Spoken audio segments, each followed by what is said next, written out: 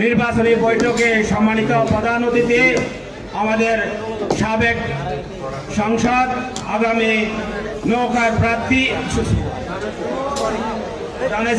ধানের শীষের প্রার্থী আমাদের জনপ্রিয় জননেতা জনাব লুৎফর রহমান কাজল ভাই। আপনারা আমাদের চোখের সামনে দিয়ে ওই জামাত রাজাকারকে ভোট দিবেন আর আপনারা বাড়িতে শান্তিতে থাকবেন, ওই শান্তিতে কিন্তু আমি থাকতে দেব না।